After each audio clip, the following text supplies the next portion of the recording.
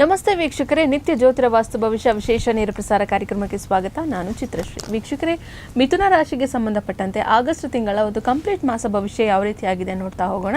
ಹಾಗೆ ಇವತ್ತಿನ ಒಂದು ದಿನ ಭವಿಷ್ಯ ಮತ್ತು ನಿಮ್ಮ ಪ್ರಶ್ನೆಗಳಿಗೆ ಉತ್ತರವನ್ನು ನೀಡುವಂಥದ್ದು ಇವತ್ತಿನ ಪಂಚಾಂಗ ತಿಥಿಯನ್ನು ಗುರುಜಿಗಳು ತಿಳಿಸ್ಕೊಡ್ತಾರೆ. ಮೊದಲನೇದಾಗಿ ಗುರುಜಿಗಳನ್ನ ಸ್ವಾಗತಿಸ್ತಾ ಇದ್ದೀನಿ. ಖ್ಯಾತ ಜ್ಯೋತಿಷಿಗಳು, ಖ್ಯಾತ ಸಂಖ್ಯಾಶಾಸ್ತ್ರಜ್ಞರು ಮತ್ತು ಪಂಚಭೂತ ವಾಸ್ತು ತಜ್ಞರಾದ ಶ್ರೀ ಮಂಜುನಾಥ್ ಗುರುಜಿಗಳು. ಗುರುಜಿ ನಮಸ್ತೆ, ಕಾರ್ಯಕ್ರಮಕ್ಕೆ ಸ್ವಾಗತ. ಓಂ ಪ್ರಿಯಂಗು ಕಲಿಕಾ ಶ್ಯಾಮಂ ರೂಪೇಣ ಪ್ರೀತಮಂ ಬುಧಂ ಸೌಮ್ಯಂ ಸೌಮ್ಯ ಗುಣೋಪೇತಂ ತಂ ಬುಧಂ ಪ್ರಣಮಾಮ್ಯಹಂ. ಗುರುಜಿ, ಈಗ ನಾವು ಕಳೆದ ಸಂಚಿಕೆಯಲ್ಲಿ ಮೇಷರಾಶಿ ಮತ್ತು ವೃಷಭ ರಾಶಿಗೆ ಸಂಬಂಧಪಟ್ಟಂತೆ ಆಗಸ್ಟ್ ತಿಂಗಳ ಮಾಸ ಭವಿಷ್ಯವನ್ನು ನೋಡಿದ್ವಿ.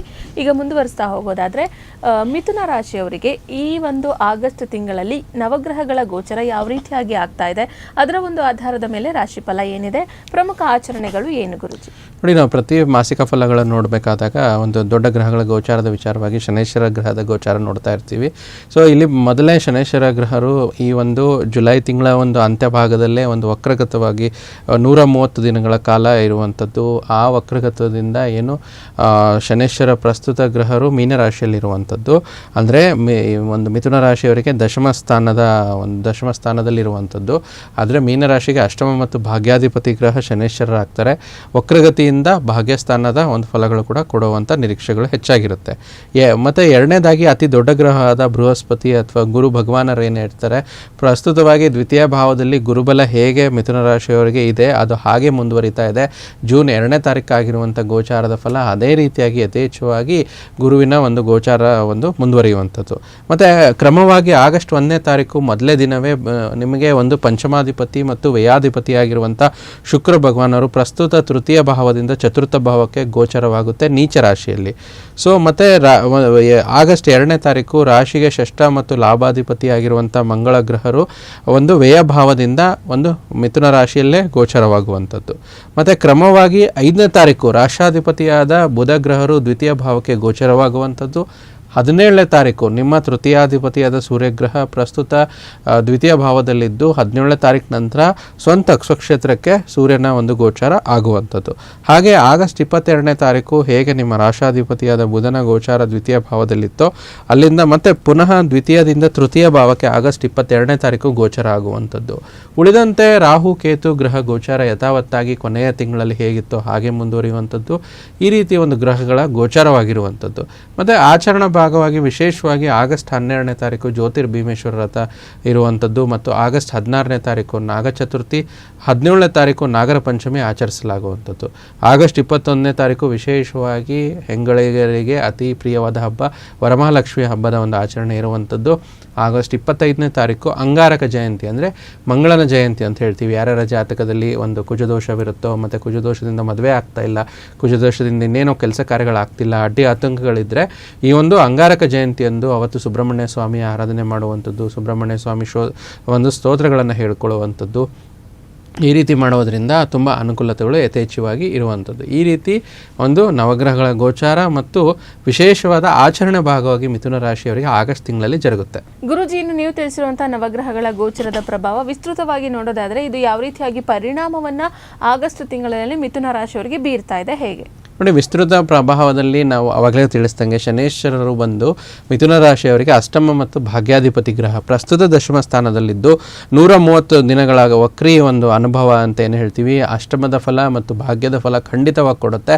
ಯಾಕಂದರೆ ವಕ್ರಗತಿ ಅಂತಂದರೆ ಹಿಂದಿನ ಮನೆಗೆ ಗ್ರಹ ಬರದೇ ಇರದಿದ್ರು ಕೂಡ ಆ ಒಂದು ಹಿಂದಿನ ಮನೆ ಫಲಗಳನ್ನು ಶನೇಶ್ವರರು ಖಂಡಿತವಾಗಿ ಈ ಒಂದು ರಾಶಿಗೆ ಲಭಿಸುವಂಥದ್ದು. ಭಾಗ್ಯಾಧಿಪತಿ ಫಲ ಬಂದಾಗ ಏನಾಗುತ್ತೆ, ಒಂದು ಒಳ್ಳೆಯ ದೈವಾನುಗ್ರಹ ಸಿಗುವಂಥದ್ದು, ತಂದೆಯ ಆಶೀರ್ವಾದ ಸಿಗುವಂಥದ್ದು, ದೂರದ ಒಂದು ಕ್ಷೇತ್ರಗಳಿಗೆ ಪ್ರಯಾಣ ಮಾಡುವಂಥದ್ದಾಗಿರ್ಬೋದು. ಮತ್ತು ಒಂದು ಅಷ್ಟಮ ಸ್ಥಾನದ ಅಧಿಪತಿ ಕೂಡ ಆಗಿರೋದ್ರಿಂದ ಒಂದು ಇನ್ಶೂರೆನ್ಸಿಂದ ಲಾಭ, ಒಂದು ಇನ್ವೆಸ್ಟ್ಮೆಂಟಿಂದ ಲಾಭ, ಒಂದು ಪಿತ್ರಾರ್ಜಿತ ಆಸ್ತಿ ಏನಾದರೂ ಸ್ಟ್ರಕ್ ಆಗಿದ್ದರೆ ಅದೊಂದು ಕೋರ್ಟು ಕೇಸು ಲಿಟಿಗೇಷನಲ್ಲಿದ್ದರೆ ಅದು ಸಾಲ್ವ್ ಆಗುವಂಥದ್ದು ಆಗಸ್ಟ್ ತಿಂಗಳಲ್ಲಿ ಮಿಥುನ ರಾಶಿಯವರಿಗೆ. ಮತ್ತು ಏನೇ ಒಂದು ಸಣ್ಣ ಪುಟ್ಟ ಅಡಚಣೆಗಳಾಗುವಂಥದ್ದು, ದೊಡ್ಡ ಪ್ರಮಾಣದಲ್ಲಿ ನೆಗೆಟಿವ್ ಆಗಿ ಆಕ್ಸಿಡೆಂಟ್ ಆಗುವಂಥ ಯೋಗ ಇದ್ರೂ ಕೂಡ ಒಂದು ಸಣ್ಣದರಲ್ಲಿ ವಾಸಿಯಾಗುವಂಥದ್ದು, ಅದಕ್ಕೆ ಸ್ವಲ್ಪ ಎಚ್ಚರಿಕೆಯಿಂದ ಕೂಡ ಇರಬೇಕು. ಪ್ಲಸ್ ಅನುಕೂಲತೆಗಳು ಈ ರೀತಿ ಆಗುವಂಥದ್ದು ಶನೇಶ್ವರನಿಂದ.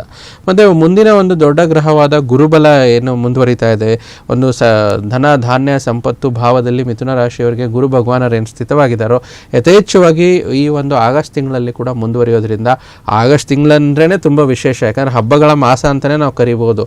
ಈ ಒಂದು ಆಷಾಢ ಕಳೆದ ನಂತರ 12-13ನೇ ತಾರೀಕು ಅಮಾವಾಸ್ಯೆ ಕಳೆದ ನಂತರ ವಿಶೇಷವಾದ ಹಬ್ಬಗಳು ಬರುತ್ತೆ.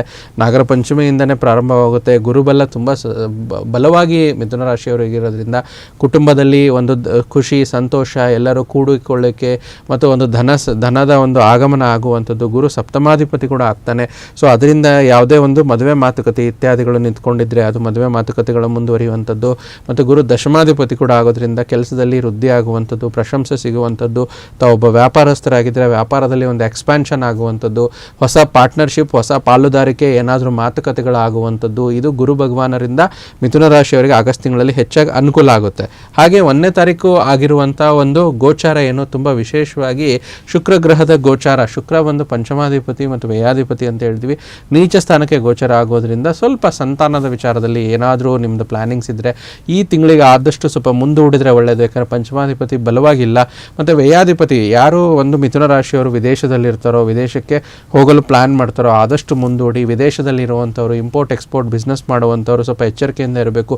ಇನ್ವೆಸ್ಟ್ಮೆಂಟ್ ರಿಲೇಟೆಡು ಆಗಸ್ಟ್ ತಿಂಗಳಲ್ಲಿ ಮುಂದೂಡಿದ್ರೆ ಒಳ್ಳೆಯದು ಅಂತ ತೋರಿಸ್ತಾ ಇದೆ. ಮತ್ತು ತುಂಬ ವಿಶೇಷವಾಗಿ 5ನೇ ತಾರೀಕಲ್ಲಿ ಆಗುವಂಥ ಒಂದು ನಿಮ್ಮ ರಾಷ್ಟ್ರಾಧಿಪತಿ ಗೋಚಾರ ಅಂತ ಹೇಳ್ತೀವಿ. ಗುರು ಒಟ್ಟಿಗೆ ಆಗುವಂಥದ್ದು. ಗುರು ಮತ್ತು ಬುಧ ಒಂದು ಒಳ್ಳೆಯ ಯೋಗದಲ್ಲಿ ಬರುವಂಥದ್ದು 5ನೇ ತಾರೀಕು ನಂತರ. ಕುಟುಂಬ ಧಾನ್ಯ ಸಂಪತ್ತಲ್ಲಿ ರಾಷ್ಟ್ರಾಧಿಪತಿ ಬರೋದರಿಂದ ನಿಮ್ಮ ರಾಶಿಯವರಿಗೆ ಒಂದು ಖುಷಿ ವಿಚಾರ. ಫ್ಯಾಮಿಲಿಯವರಿಗೆ ಹೆಚ್ಚಾಗಿ ಹಣ ಕೊಡುವಂಥದ್ದು, ಹಣದ ಆದಾಯ ಹೆಚ್ಚಾಗಿ ಹರಿದು ಬರುವಂಥದ್ದು ಆಗುವಂಥದ್ದು. ಮತ್ತು ತುಂಬ ವಿಶೇಷವಾಗಿ 17ನೇ ತಾರೀಕು ನಂತರ ಸೂರ್ಯನ ಗೋಚರ. ತೃತೀಯಾಧಿಪತಿ ತೃತೀಯ ಸ್ಥಾನಕ್ಕೆ ಬಂದರೂ ಕೂಡ ಸೂರ್ಯ ಮತ್ತು ಬುಧ ಒಂದು ಬುಧಾದಿತ್ಯ ಯೋಗದಲ್ಲಿ ಬರುವಂಥದ್ದು. ಧೈರ್ಯ ಸಾಹಸ ಪರಾಕ್ರಮಕ್ಕೆ ಅಧಿಪತಿಯಾಗಿರುವಂಥ ಸೂರ್ಯನು ಬುಧಾದಿತ್ಯ ಯೋಗದೊಂದಿಗೆ ರಾಷ್ಟ್ರಾಧಿಪತಿಯೊಂದಿಗೆ ಬರೋದರಿಂದ ತುಂಬ ಒಳ್ಳೆಯ ಯೋಗ ನಿರ್ಮಾಣ ಆಗುವಂಥದ್ದು. ಸೊ ಅದರಿಂದ ಎಲ್ಲ ಕೆಲಸವನ್ನು ಮಿಥುನ ರಾಶಿಯವರು ಆಗಸ್ಟ್ ತಿಂಗಳಲ್ಲಿ ಮುನ್ನುಗ್ಗಿ ಮಾಡ್ತೀರಾ. ಏನೋ ಒಂದು ಕಂಫರ್ಟ್ ಇರುತ್ತೆ, ಒಂದು ಸಾಹಸಮಯವಾಗಿ ಕೆಲಸ ಮಾಡ್ತೀರಾ. ಒಂದು ಲೆಥರ್ಜಿ ಬಿಟ್ಟು ಒಂದು ಎಕ್ಸ್ಟ್ರಾ ಕೆಲಸ ಮಾಡೋದ್ರಿಂದ ನಿಮಗೆ ಕೆಲಸ ಕಾರ್ಯಗಳು ಬೇಗ ಕೂಡ ಆಗುವಂಥದ್ದು. ಇದು ಒಂದು ಸೂರ್ಯನಿಂದ ಅನುಕೂಲ ಆಗುವಂಥದ್ದು. ಮತ್ತು ರಾಹುಕೇತು ಯಥಾವತ್ತಾಗಿ ಕ್ರಮವಾಗಿ 3ನೇ ಮನೇಲಿ ಕೇತು, 9ನೇ ಮನೇಲಿ ರಾಹು ಮುಂದುವರಿಯೋದ್ರಿಂದ ಸ್ವಲ್ಪ ದೂರದ ಒಂದು ಕ್ಷೇತ್ರಗಳಿಗೆ ಪ್ರಯಾಣ ಬೆಳೆಸೋಕ್ಕೆ ಎಚ್ಚರಿಕೆಯಿಂದ ಇರಬೇಕು ಅಂತ ಹೇಳ್ತೀವಿ. ಈ ರೀತಿ ವಿಸ್ತೃತ ಒಂದು ಗ್ರಹ ಗೋಚಾರ ಪ್ರಭಾವ ಮಿಥುನ ರಾಶಿಯವರಿಗೆ ಆಗಸ್ಟ್ ತಿಂಗಳಲ್ಲಿ ಜರುಗ್ತಾ ಇದೆ. ಗುರುಜಿ, ರಾಶಿಯ ರಾಷ್ಟ್ರಾಧಿಪತಿ ಗೋಚರ ಯಾವ ರೀತಿಯಲ್ಲಿ ಆಗ್ತಾ ಇದೆ? ಎಷ್ಟು ಅನುಕೂಲತೆಗಳು, ಎಷ್ಟು ಲಾಭಗಳನ್ನು ಮಿಥುನ ರಾಶಿಯವರು ಪಡೆದುಕೊಳ್ತಾ ಇದ್ದಾರೆ? ನೋಡಿ, ಮಿಥುನ ರಾಶಿಯವರಿಗೆ ರಾಶಿಯ ರಾಷ್ಟ್ರಾಧಿಪತಿ ತುಂಬ ಅನುಕೂಲಕರ ಪರಿಸ್ಥಿತಿ ವಿಚಾರದಲ್ಲಿ ಆಗಸ್ಟ್ 5ನೇ ತಾರೀಕು ದ್ವಿತೀಯ ಭಾವಕ್ಕೆ ಗೋಚರವಾಗುವಂಥದ್ದು. ಅದು ಅಲ್ಲಿ ಆಲ್ರೆಡಿ ಗುರು ಗ್ರಹ ಇರುವಂಥದ್ದು. ಗುರು ಮತ್ತು ಬುಧ ಒಂದು ಒಳ್ಳೆಯ ಒಂದು ಯೋಗ ನಿರ್ಮಾಣ ಮಾಡುತ್ತೆ. ಯಾಕಂದರೆ ಗುರು ಒಂದು ಧನಕಾರಕ, ಬುಧ ಒಂದು ಬುದ್ಧಿಕಾರಕ. ಇದರಿಂದ ಏನಾಗುತ್ತೆ, ವ್ಯಾಪಾರಸ್ಥರಿಗೆ ಒಳ್ಳೆಯದಾಗುವಂಥದ್ದು. ವಿಶೇಷವಾಗಿ ನಮ್ಮ ಒಂದು ಮಿಥುನ ರಾಶಿಯ ವ್ಯಾಪಾರಸ್ಥರಾಗಿರ್ಬೋದು, ಒಂದು ಕೆಲಸ ಕಾರ್ಯಗಳಲ್ಲಿ ಉದ್ಯೋಗಸ್ಥರಾಗಿರ್ಬೋದು, ಹೆಚ್ಚಿನ ಅನುಕೂಲತೆಗಳು ಲಭಿಸುತ್ತೆ. ಆಮೇಲೆ ಯಾರು ವಿದ್ಯಾರ್ಥಿಗಳಾಗಿರ್ತಾರೋ ಮಿಥುನ ರಾಶಿಯವರಿಗೆ ಒಂದು ಒಳ್ಳೆಯ ಆಗಸ್ಟ್ ತಿಂಗಳಲ್ಲಿ ಉತ್ತಮ ಅಂಕ ಬರುವಂಥದ್ದಾಗಿರ್ಬೋದು. ಉದಾಹರಣೆಗೆ ವಿದ್ಯಾರ್ಥಿಗಳು ಒಂದು SSLC, PUC, ಡಿಗ್ರಿ ಮತ್ತು ಒಂದು PhD ಎಜುಕೇಷನ್ವರೆಗೂ ತುಂಬ ಒಳ್ಳೆಯ ಸ್ಕೋರ್ಸ್ ಆಗುತ್ತೆ.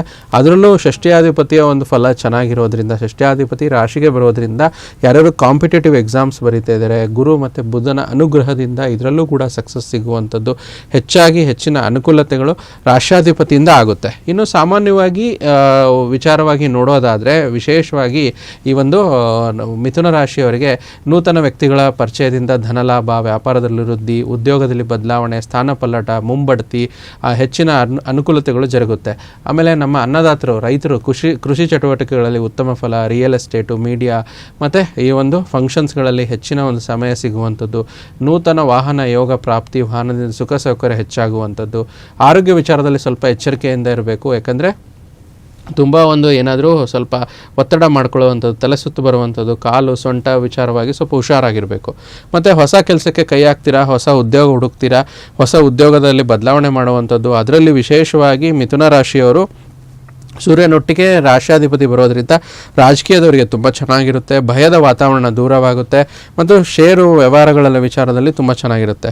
ಅದರಲ್ಲೂ ಮಿಥುನ ರಾಶಿಯ ಹೆಣ್ಣು ಮಕ್ಕಳಿಗೆ ತುಂಬ ಅದ್ಭುತವಾದ ಮನೋರಂಜನೆ, ಅಡುಗೆ ತುಂಬ ರುಚಿಯಾಗಿ ಮಾಡ್ತೀರಾ ಮತ್ತು ಅದರಿಂದ ಮನೆಯವರಿಂದ ಹೊಗಳಿಕೆಗೆ ಪಾತ್ರರಾಗ್ತೀರಾ. ಮತ್ತು ಕೆಲಸದಲ್ಲಿ ಮೇಲಾಧಿಕಾರಿಗಳ ಹೊಗಳಿಕೆಗೆ ಪಾತ್ರರಾಗ್ತೀರಾ. ಧನಲಾಭ ಇರುತ್ತೆ. ಜೊತೆಗೆ ನಿಮಗೆ ಸಪೋರ್ಟ್ ಸಿಗುವಂಥದ್ದು ಹೆಚ್ಚಾಗಿ ಪಾಸಿಟಿವಿಟಿ ಆಗುತ್ತೆ. ಮತ್ತು ಇನ್ನು ವ್ಯಾಪಾರಸ್ಥರಾಗಿದ್ದರೆ ಕೈ ಕೆಳಗಡೆ ಕೆಲಸ ಮಾಡ್ತಿರೋ ಬಗ್ಗೆ ಸ್ವಲ್ಪ ಹುಷಾರಾಗಿರಬೇಕು. ಯಾಕಂದರೆ ಸ್ನೇಹಿತರ ಮೇಲೆ ಅತಿ ಅವಲಂಬಿತರಾಗಬೇಡಿ ಮತ್ತು ಇನ್ನೊಬ್ಬರ ಮೇಲೆ ಅತಿಯಾಗಿ ನಂಬಬೇಡಿ. ಮತ್ತು ಯಾವುದೇ ಒಂದು ಹೆಲ್ಪ್ ಮಾಡೋ ವಿಚಾರದಲ್ಲಿ ಹಣಕಾಸಿನ ವ್ಯವಹಾರಗಳಿದ್ದರೆ ಒಂದು ಸತಿ ಹಣ ಕೊಟ್ಟು ಬಿಟ್ಟುಬಿಡಿ, ಅದನ್ನು ವಾಪಸ್ ಪಡೆಯಲು ನಿರೀಕ್ಷೆ ಮಾಡಬೇಡಿ, ಅದರಿಂದ ಕೈ ಸುಟ್ಕೊಳ್ಳುವಂಥದ್ದಾಗುತ್ತೆ.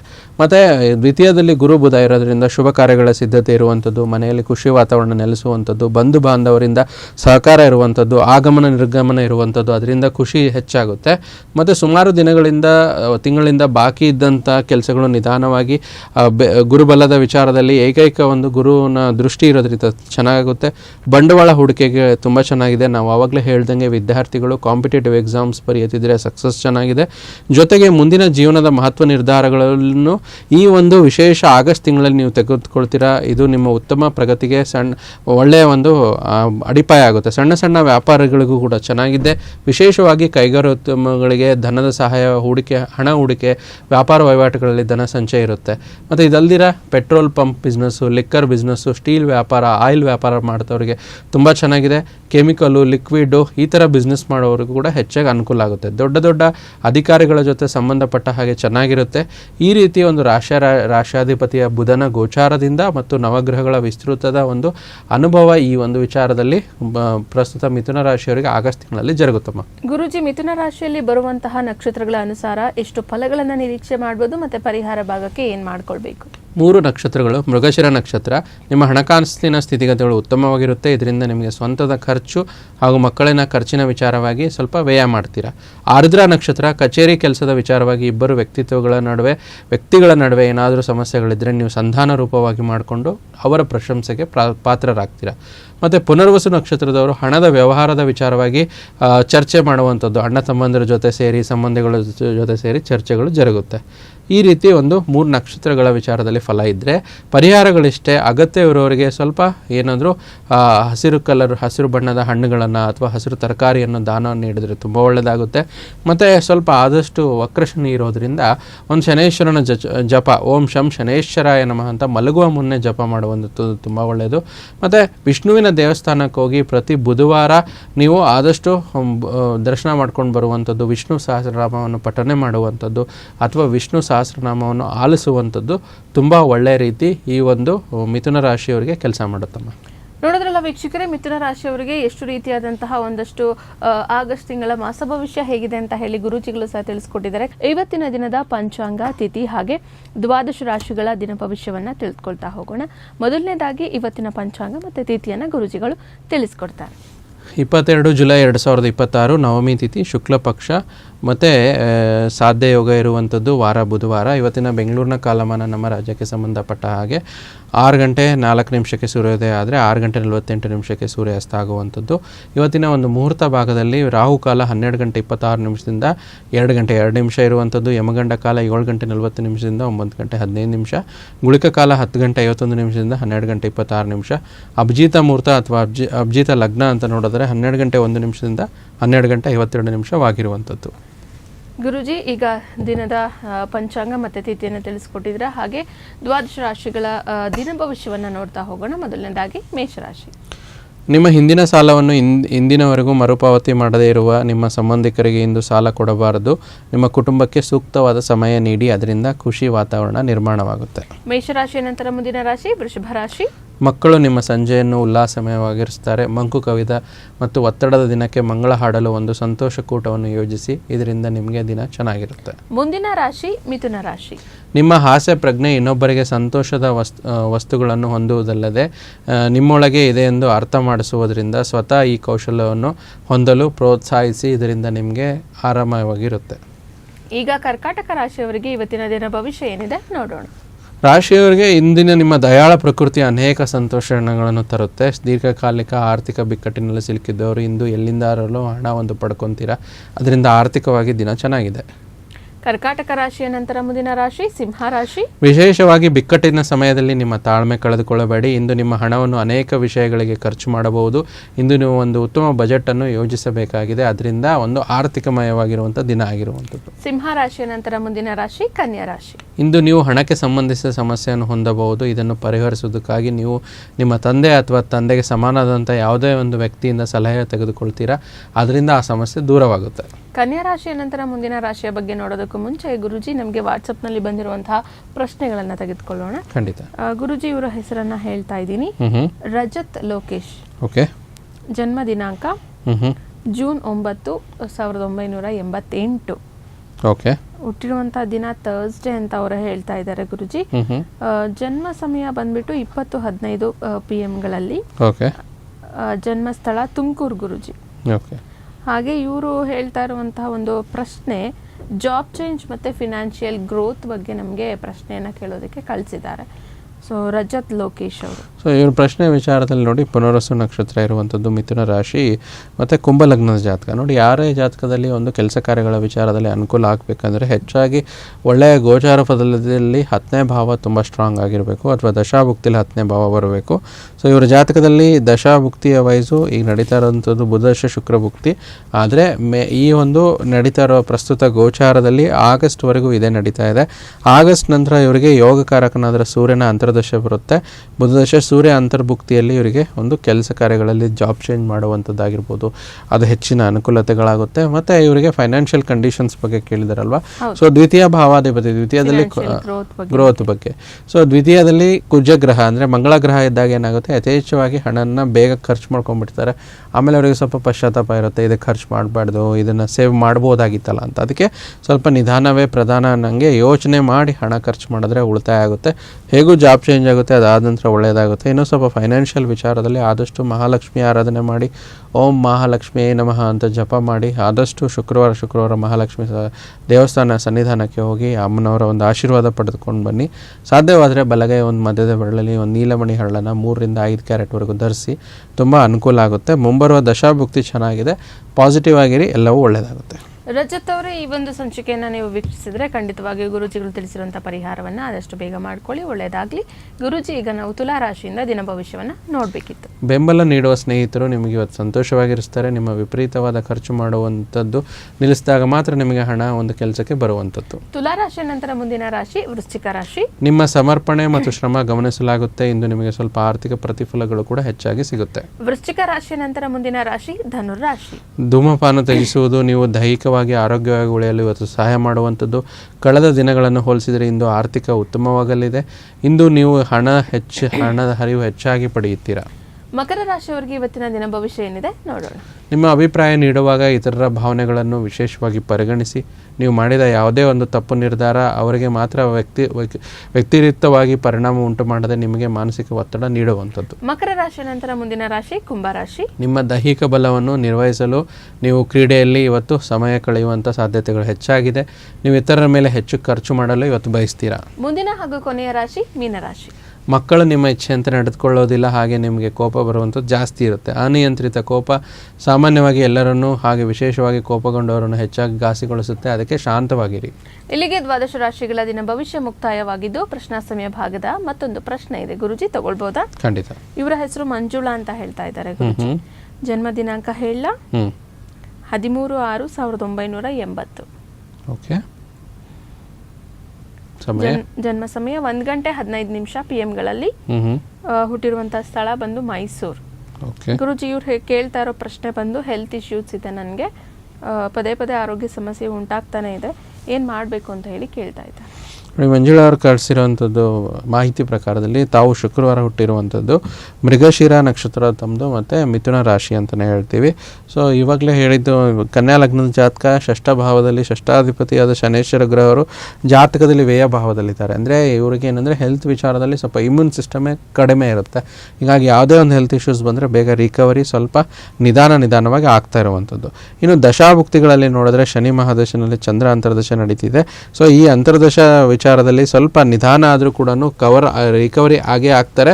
ಆದರೆ ನವಂಬರ್ವರೆಗೂ ಸ್ವಲ್ಪ ಸಮಯ ನಿಧಾನವಿದೆ. ಆದಷ್ಟು ಚಂದ್ರನ ಸಂಬಂಧಿತವಾಗಿ ಒಂದು ಶಿವನ ಆಲಯಕ್ಕೆ ಹೋಗಿ ಶಿವನ ಒಂದು ಪಂಚಾಕ್ಷರಿ ಸ್ತೋತ್ರಗಳನ್ನು ಹೇಳುವಂಥದ್ದು, ಶಿವನಿಗೆ ರುದ್ರಾಭಿಷೇಕ ಮಾಡಿಸುವಂಥದ್ದು, ಮತ್ತು ಚಂದ್ರನ ಮೂಲ ಮಂತ್ರ ಓಂ ಸೋಮ ಸೋಮಾಯ ನಮಃ ಅಂತ ಜಪ ಮಾಡುವಂಥದ್ದು ಒಳ್ಳೆಯದು. ನವಂಬರ್ 2027ವರೆಗೂ ಹೆಲ್ತ್ ಫ್ಲಕ್ಚುಯೇಷನ್ ಇರುತ್ತೆ. ಪರಿಹಾರ ಮಾಡ್ಕೊಳ್ಳಿ, ಒಳ್ಳೆಯದಾಗುತ್ತೆ. ಸೊ ಮಂಜುಳಾ ಅವರು ಇವತ್ತಿನ ಸಂಚಿಕೆನ ನೀವು ವೀಕ್ಷಿಸಿದರೆ ಗುರುಜಿಗಳು ತಿಳಿಸಿರುವಂಥ ಪರಿಹಾರವನ್ನ ಮಾಡ್ಕೊಳ್ಳಿ ಅಂತ ಹೇಳ್ತಾ, ಗುರುಜಿ ಇಷ್ಟೊತ್ತು ಕೂಡ ನಮ್ಮ ಜೊತೆ ಇದ್ದು ಮಿಥುನ ರಾಶಿ ಆಗಸ್ಟ್ ತಿಂಗಳ ಮಾಸ ಭವಿಷ್ಯದೊಟ್ಟಿಗೆ ಇವತ್ತಿನ ದಿನ ಭವಿಷ್ಯ ನಮ್ಮ ವೀಕ್ಷಕರ ಪ್ರಶ್ನೆಗಳಿಗೆಲ್ಲ ಉತ್ತರವನ್ನ ನೀಡಿದ್ದೀರಾ. ಧನ್ಯವಾದಗಳು. ಲೋಕ ಸಮಸ್ತ ಸುಖಿನೋ ಭವಂತು. ವೀಕ್ಷಕರ ಇವತ್ತಿನ ಕಾರ್ಯಕ್ರಮವನ್ನು ಇಲ್ಲಿಗೆ ಮುಗಿಸ್ತಾ ಇದ್ದೀವಿ. ಹಾಗೆ ಗುರೂಜಿಗಳ ಬಳಿ ನಿಮ್ಮ ಸಮಸ್ಯೆಯನ್ನು ತುಂಬ ಪರ್ಸನಲ್ ಆಗಿ ಹೇಳ್ಕೊಳ್ಬೇಕು ಅಂದರೆ ಸ್ಕ್ರೀನ್ ಮೇಲೆ ಡಿಸ್ಪ್ಲೇ ಆಗ್ತಾ ಇರುವಂಥ ನಂಬರ್ಗೆ ಕಾಲ್ ಮಾಡಿ ಗುರೂಜಿಗಳೊಂದಿಗೆ ಮಾತನಾಡಿ. ಹಾಗೆ ಎನಿ ಟೈಮ್ ಅವರು ನಿಮ್ಮ ಜೊತೆ ಮಾತನಾಡೋದಕ್ಕೆ ಲಭ್ಯರಿರ್ತಾರೆ. ಹಾಗೆ ಮುಂದಿನ ಸಂಚಿಕೆಯಲ್ಲಿ ಮತ್ತೊಂದು ರಾಶಿಯೊಂದಿಗೆ ಭೇಟಿಯಾಗೋಣ. ನೋಡ್ತಾ ಇರಿ ಪ್ರಗತಿ ಟಿವಿ, ಇದು ನಿಮ್ಮಿಂದ ನಿಮಗಾಗಿ.